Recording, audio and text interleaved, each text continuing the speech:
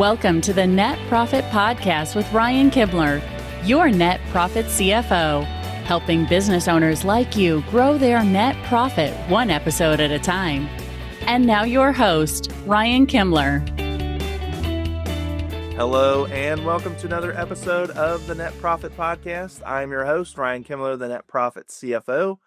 Today, we've got a completely different style of episode that we've never done before. I've got Coach Mike with me. Coach Mike was on the show, episode 113. If you have not listened to it, go back and check it out. Coach Mike is an absolute expert at helping entrepreneurs and business owners overcome mental roadblocks and have great insights. And so it was a great episode. I learned a ton. I know as a listener, you'll learn a ton as well. But Coach Mike has offered to interview me. So we're going to kind of turn the tables here. And Coach Mike is going to interview me a little bit more of my background story, why I do what I do, how I got to where I am. And so I'm excited for this today. Coach Mike, thank you for taking the time and offering to do this. It's so excited to do this.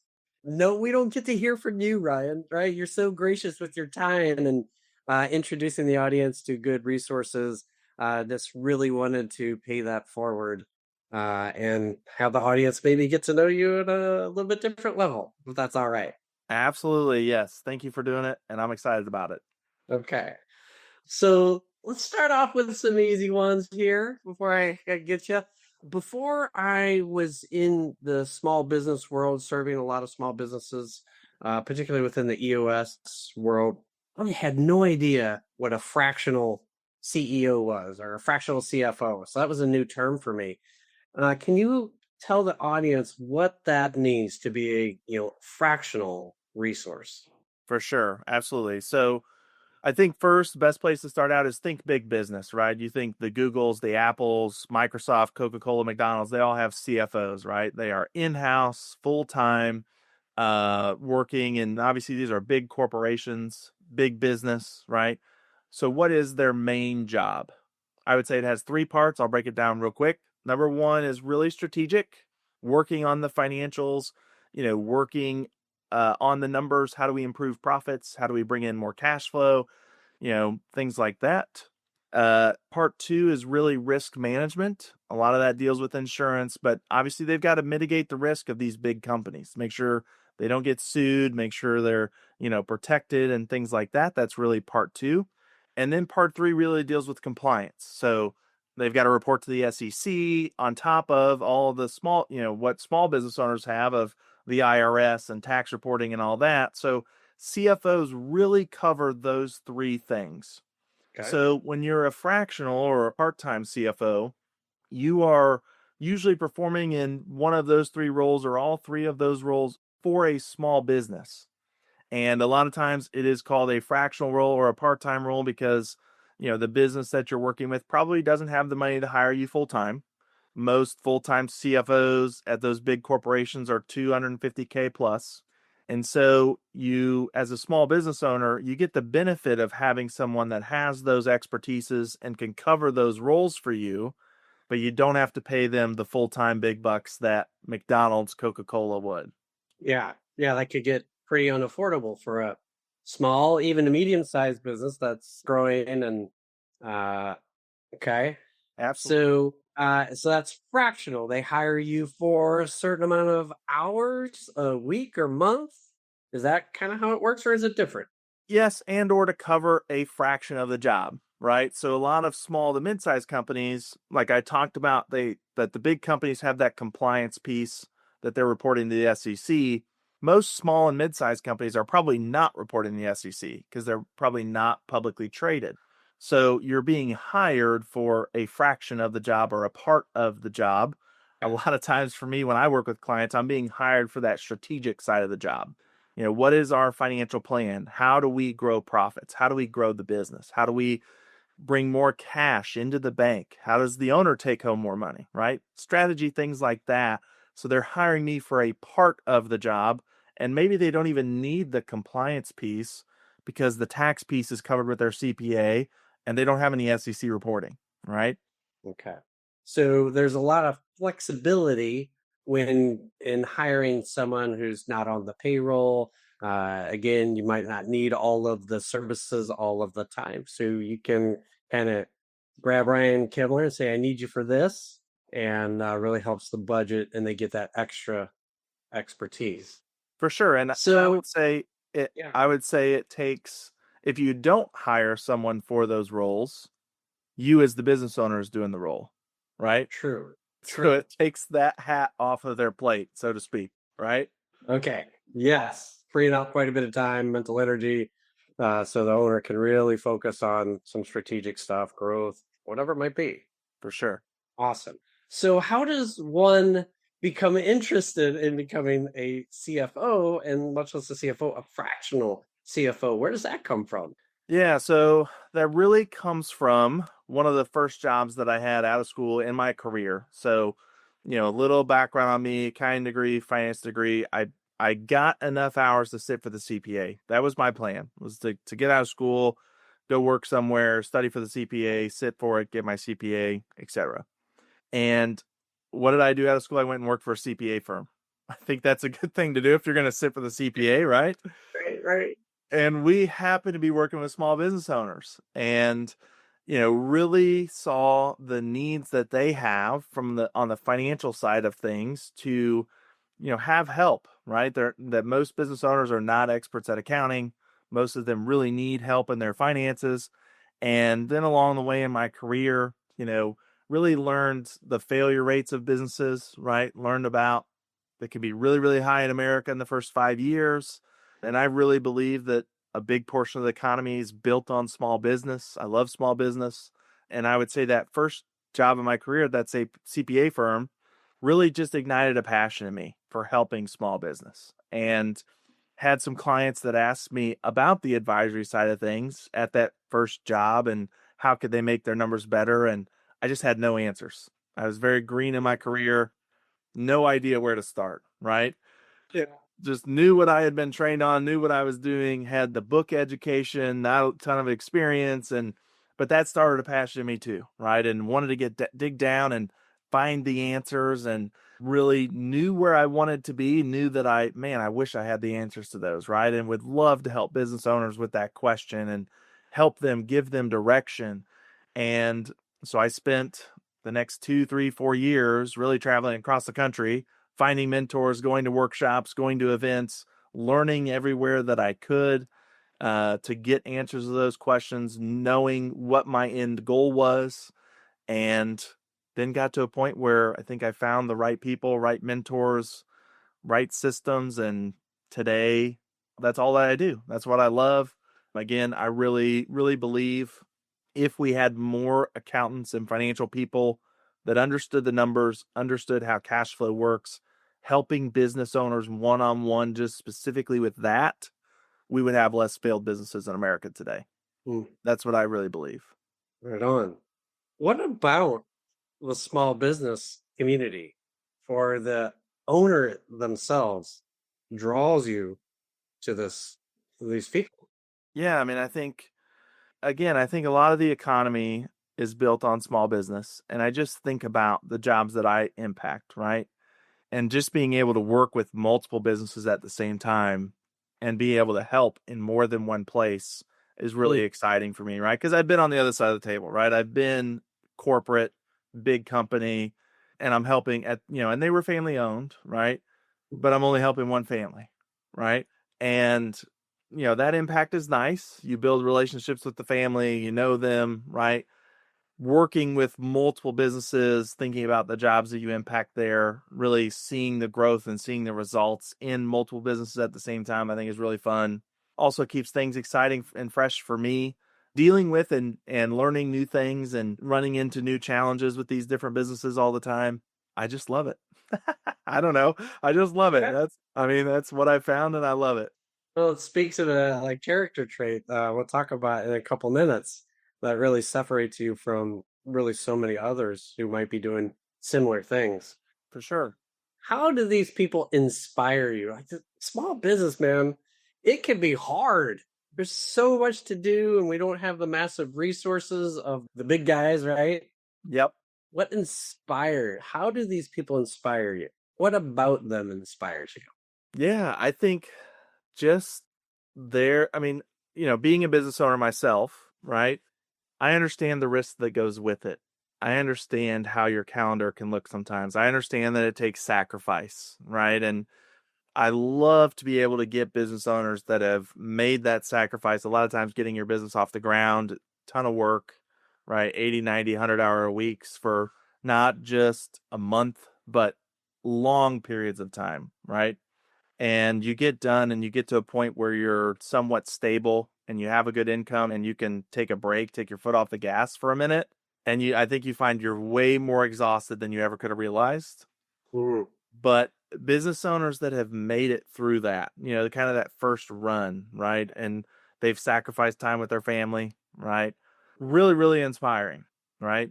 And again, as a business owner myself, I completely understand that. And, when you've made it through that, love to be able to come in and help the business owner move from that kind of hard work, I don't see my family, to, you know, you started a business, you wanted to make more money and control your own time. Let me help you do that and get to the things that you want to do, right? I want to make sure that you are getting to your kids' events, right? So, I mean, that's why I have passion for it, I think, is I love to get business owners to that and get them to the life that they want to live because they've started a business and they're providing for other people. I don't know if I'm hearing this right, but I sense that you have a real guardianship of your clients.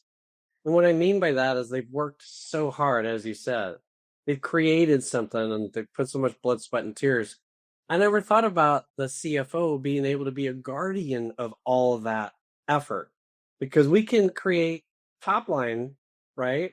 But if the bottom line isn't protected, we are working super hard and might not have to keep dogging like that. Well, so what do you think about that guardian? Do you see yourself as a guardian of the effort and of the profits? I do. I don't know.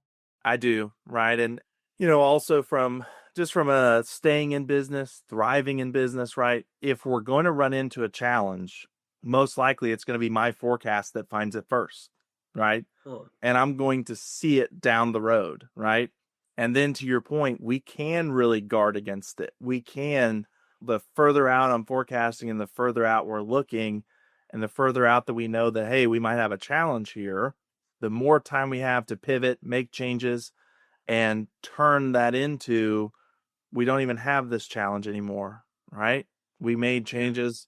Now we're good, right? And so I do absolutely see it that way, and that I am looking out for the future. That's really, my job as the CFO is to be a lot of that strategy piece, is to be forward looking, to look to the future. And CFO is really the first person in your finance department. They happen to be the top person, but they're really the first person that is looking forward and looking at that. Your bookkeeper's not doing it. Your controller's not doing it. Your tax person's not doing it. CFO is really the first one that does it. Okay. So you are the guardian of profits. I I love am. that. You I do are. that too. So that's fun. That's really cool. I love the way you love to learn. Love a good challenge to figure that out. And then this guardian bringing freedoms to your clients that they just might not know are possible. Maybe keep them up at night, not having that resource as the check to their own knowledge. Yep. Like I see tremendous value in just having a minimum a check. Like, hey, am I seeing things? Is everything outlined? And to have a resource for that would be a nice guardian of freedom. Seems like there's a movie in there. Yes. It certainly sounds like, I like the taglines you're playing around with here. So what resources do you have, or when people engage with you, what can they expect in terms of what process or tools? What might we expect? Yes, absolutely. So one of the first things that, if you haven't worked with me yet, you probably don't know, I am a part of a very large CFO training organization. So as you mentioned, just a minute ago, I love continual learning, love bettering myself, right? And it's an international training organization, over 500 CFOs in the group. And we have a great system that we use to work with businesses. to, again, really help them end goal, right? More profits, more cash flow, healthier business from a finance standpoint, and more take-home pay for the owner, of course, is always nice, right? Yeah. But that system at this point has worked with tens of thousands of businesses, right? And has been proven. We know that it works. Very simple, very straightforward. Building business owners out a financial dashboard, having it color coordinated, green, yellow, red, right? We know what's working. We know what's not. And just being able to dive into that and know that. And as a business owner, really being able to hit the easy button, not digging through a bunch of financials, digging through a bunch of numbers, doing a bunch of math, having everything just displayed for you. One page, easy to see, green, yellow, red. We know where we need to look and we know where we need to go to work, right? Yeah. Yeah. So you've got this, I don't know if it's a proven tool. Is it safe to say it's a proven tool, or is there a process in there that's a proven process? I would say both. So proven tool and proven process. So 6-step process that goes along with it. So yes, we have the scoreboard tool and there's a 6-step process that goes with it and how to use it. First one is, again, CFO is forward looking, right? First one is we're setting targets. Where is the business going? If I was sitting down with you December 31st of this year, what would make you happy, right? What Mm, numbers would make you happy? Not yeah. just a revenue number, which is what most business owners probably throw out. Oh, I want to, my big goal is to hit 7 figures this year, right? Yeah. Yeah. Okay, great. But what about profits? What about what you pay yourself? What about the time that you spend in your business, but also time with your family, right? What do your vacations look like, right? What cash are we adding to the bank? We're going to sit down targets for all of those numbers, right? Like if I was throwing a massive New Year's Eve party, right? What would make you happy to be at the party, right? Where you could show up There and you be, go. I'm happy with the things went this year. I'm ready to take a couple days off for New Year's and then I'm ready to get back at it next year, right? Set Uh, targets. Steps 2 and 3 are looking at the actuals and forecasting forward. Those are steps that I handle completely in-house. The business owner doesn't have to deal with. I'm going to, take the numbers off your plate. And then step 4 is the scoreboard that I just talked about. That's where all of my work shows up and is a big summary page, right? Green, yellow, red. We see all your numbers. We know what's going well. We know what we need to improve. And then steps 5 and 6 deal with building out an action plan. So step 5 is I'm going to build us an overarching objective, like from a 10,000 foot overview of your business, knowing what the red number is. What is it that needs to change? Where do we need to take that number to? Right.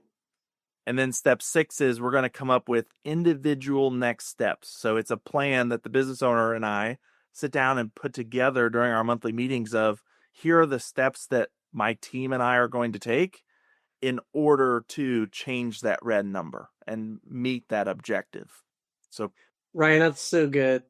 Even what I would say consider a micro business, like my own coaching business.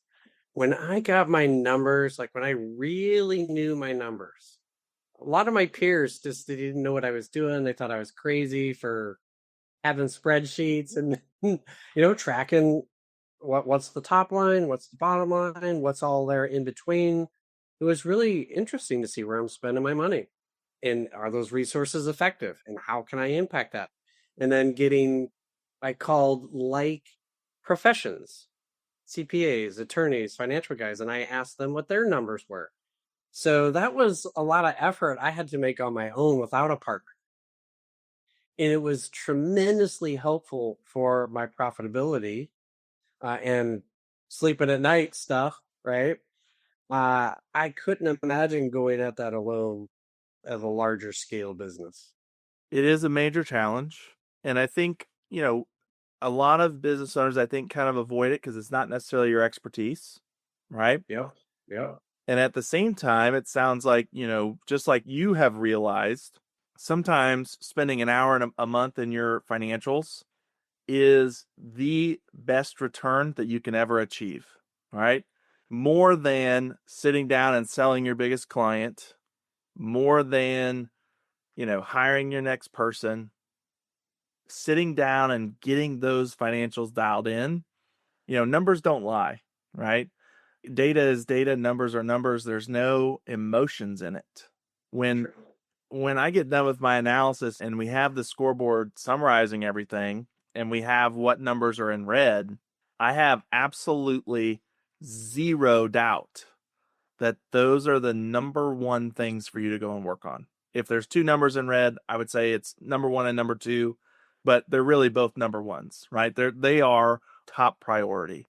And I Yeah. think, as a business owner, your numbers tell a story and they tell you those things if you look in the right places and if you really want to make those changes and it narrows down for you, this is what I should be doing with my days in the next 30 days. Yeah. Because as a Yeah. business owner, it could be hundreds of things, right? I mean, I could sit down here and list, again, probably 100 things. Well, I could do this, could do this, could do this, could do this, right? Yeah. I can get it down to this is the number one thing we should work on for the biggest financial impact and results. I'll tell you, that would just give me sleep at night. That's the way I think. When I'm not an expert at something, that'll be the thing that would cause me consternation. Yep. And if I think it's out of control, I'm not going to sleep at night. It's going to consume my thoughts while I'm sitting with family, trying to have a good time golfing or ride my bicycle. I'm just going to be thinking about it. Yep. And that's headspace that I could be using to solve, execute, achieve. So I think one of the big things I hear is just a lot of peace of mind and the ability to use that mental energy elsewhere. Yes. Yes. Because, Yeah. I mean, you're right? When you have a challenge like that and it's not your expertise, it does kind of consume you, right? And before you know it, it's the top thing on your brain. And then you're not present elsewhere, right? You could be at home, you could be with your family, but are you present with them? And the answer to that is no. You're thinking business, number one problem. How do I fix the numbers? Right? Yeah. And I hear a lot of that in the business world. I serve a lot of leaders. I serve a lot of small business owners, and these things that were not 100% like in our wheelhouse, they can grab our mental attention in all forms of distraction. So thank you for that. So you've got this nice proven process. You've got this great tool and community of other CFOs to keep you sharp and keep you learning at the highest level. I love that. Every professional should have that peer group. Yep. And inevitably, someone's going to be more advanced than you, and that's what you want. You want to be in that crowd. What is it? You never want to be the smartest guy in a room? Yes. Every once in a while, it's good to be the smartest guy in the room, but we do need to surround ourselves. So I love that that's what you do. And that's really a core, I think, differentiator. When I think about Ryan, there's other CFO options out there, but one of the things that I really grew to admire about you right away is this real knack for taking a problem, a challenge, even if it's one you're not familiar with, and rapidly gaining the information around that. Yes. So can you tell us what that like, where did that come from and how does that work with your clients? Like, how does that, let's stick with that. How does that really work with your clients? This love of learning. Yeah. So, man, all my life, very analytical, right? Always like diving in and figuring out what's behind it, right? I remember taking the Colby test and I am like 9 out of 10 fact find, right? Fact finder, yeah. Big shock, right? So I am very analytical, just dive in and want to figure out what's going on. And that does lead to my continued learning because, as you mentioned, like if I run into something that's like, man, I'm not sure if I've got my hands around the exact right answer here, right? Next thing I'm doing is I am going to my peers, right? And I'm going to people that know more than me and figuring out, do I have this thing right yet or not, right? And diving in. And if I don't have all the answers, finding all the answers. I just love to do it. Just who I am. I love to dive in and find answers, get down to the right thing. And yeah, I think that comes from just who I am as a person. I'd like the audience to think about that for a second, both thinking about Ryan as a possible resource, but also for yourself. Ryan and I both possess a love of learning, but it's in wildly different arenas. Yeah. I when it comes to financials, I am not your guy. It's not what I am inclined to be curious about. I am curious and inclined to know everything about the mind. And I love it that things retain when I read something about, a mindset issue, like it sticks. And this is the way that Ryan's mind works with numbers. Like he's just so interested in that and it sticks. So his inclination toward these problems really separates him from many others. It's what he's interested in. As weird as that is, Ryan, it's what you're interested in. And you've built a lot of skills and processes around that basic inclination. So to the audience, a little mindset question. What are you inclined to do? And are you pursuing that with all your passion? And that also leads us to another one of Ryan's traits that I'd love him to talk about because it's real interesting. I said, what's interesting about you, Ryan? He said, well, I'm Midwest nice, but I'm passionately aggressive. And I was like, wow. So, Ryan, tell us what that mix of Midwest nice and this passionate aggressive is. Yeah, so I definitely grew up small town, right? Very nice people, farming community, Central Illinois, right? Literally my home growing up from teenage through high school, cornfield across the street. Well, they would switch it, corn and beans every other year, right? Right. So, so literally just small town community. I have had people call me, man, you are Midwest nice, right? Because I do business nationally and that you don't always have that, right? I am Midwest nice, right? And at the same time, like it's just ingrained in me to work hard too, right? I think some of that, is just growing up. My grandpa has a farm, my uncle has a farm, doing a little bit of those farming things sometimes growing up and just getting after it and working. And then I kind of bring that to the business world and I'm just passionate about getting things done, right? Once we have the answers and once we know what we need to do to move forward, what are we waiting on? Let's get after it, right? Let's And go. so I've got this, combination of like, do I like to push my clients a little bit? Yes. Do I do it in a very nice way? Because I am Midwest nice and it's not in me to be rude. Like I don't have that in my body. Like I Right. like to be rude to people. It just doesn't exist. Right. I just, again, I've got this passion for let's get after it. Let's get things done. Let's have progression and let's move things forward. And so I think it's a good mix of, again, being nice about it, asking the right questions, moving things forward, getting production, getting things done. And it really works, right? I mean, I look back every year at especially the clients that start brand new with me for the calendar year. What did they do before they had me? What did they do after they were working with me? Mhm. Right.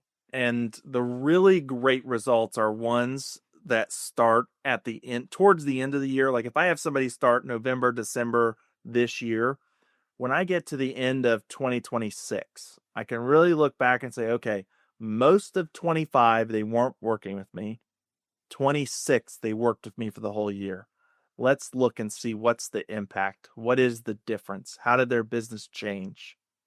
And sometimes, when I can partner with clients that really dive in and do the work and put the hands in and have their team do the work, hold their team accountable, the results are just really unbelievable, right? If I threw out real numbers, right, like just, one real quick, I mean, we grew revenue by 48%. Most businesses would be astounded by that, happy with that, right? Oh my God, what an incredible year. Mm-hmm. And profits grew by 459%, right? Right. Right. So you think about those numbers, right? And to say those, right? And those are really what the ratios are. But to say, like, if I was networking somewhere, right, or meeting with business owners, shaking hands with business owners, if I had done a speech somewhere to say, hey, do you want to grow your profits by 459%? Nobody is buying that, right? Right. Right. Nobody in the world, right? And I know it. So, sometimes like I got to step back and kind of pinch myself like, holy cow, like, did I figure that right? Right. And I go back and I do the math again, right? But it can produce some amazing results when I can partner with a business owner and, I do what I do and I can lead them in the right direction with the numbers. And then they do what they do and they run their business and work with their team and do the things that we talk about and we put action plans together for. Massive, massive impact that I don't know how to make anywhere else. Yeah, that's amazing. So we got this Midwest nice, which, by the way, audience, doesn't mean he won't ask the tough questions. That's correct. As a matter of fact, Ryan will ask tough, appropriate questions. And that's not the Midwest nice, right? That's just he really cares about his clients. That's what they are saying when he's Midwest nice. They just don't know how else to put it. He cares in an authentic way, and in that really compels him to ask the questions that need to be asked. But you're going to love the questions, even though they're tough. You're going to love it because you know that it's coming from the right place, both to be the guardian for the business, a guardian for your time, and getting that freedom that we all crave by being business owners. What might it sound like when a client is in need of Ryan? What might they be talking about to their friends or to others? What does that sound like when they need a guy like you? Yeah. Number one, I would say, I don't know if I have the money to hire. That's a big one.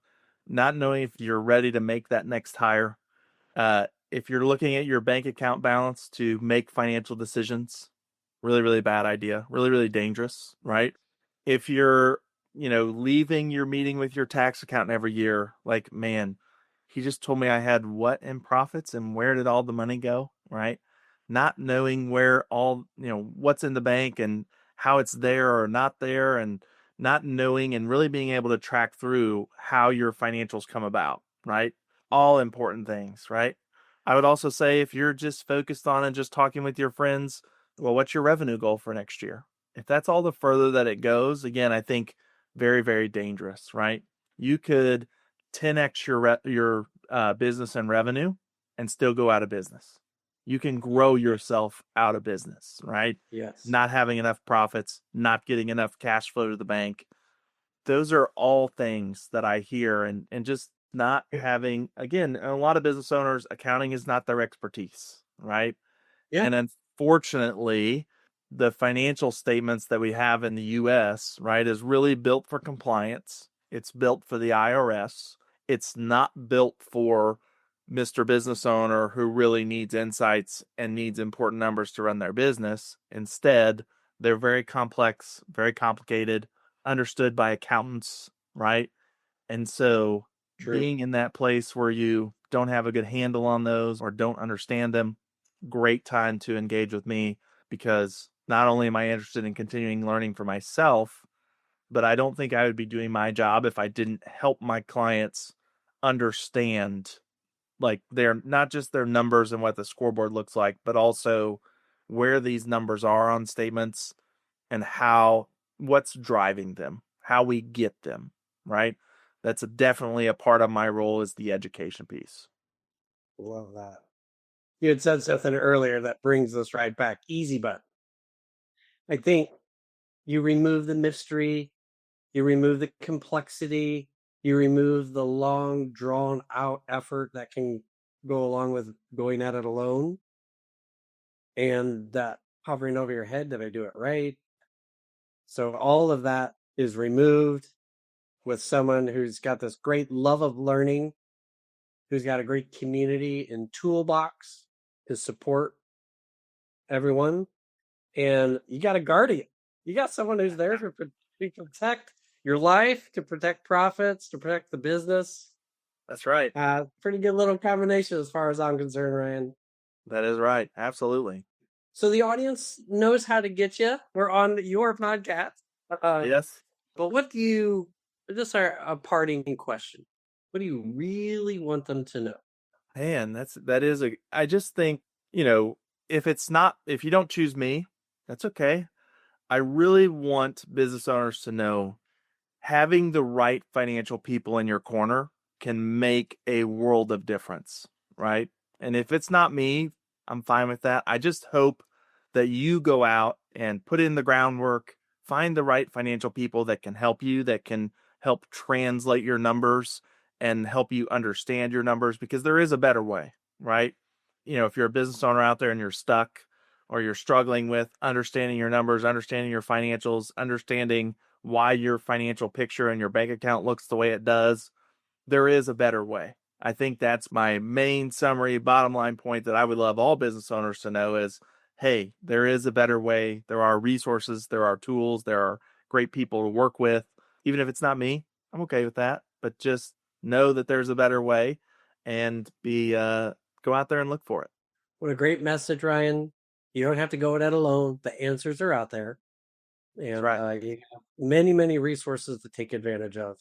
And I would just encourage the audience to take a peek at Ryan, see if he's the right resource for you. Ryan, thank you for letting me do this with you. I'm just so happy to be able to introduce you to your audience in a little bit different way. Thank you so much. Absolutely. Thank you for doing this. Thank you for taking the time. Again, just as a reminder, if you have not listened to Coach Mike's episode 113, go back and check it out. And again, Coach Mike, thank you for doing this. Thank you for taking the time. I really appreciate it. And I'm excited for this to come out for my audience. And until next time, everybody, go accelerate your profits. See ya. Thank you for listening to the Net Profit Podcast with Ryan Kimler. Make sure to subscribe or follow the show on your favorite podcast app.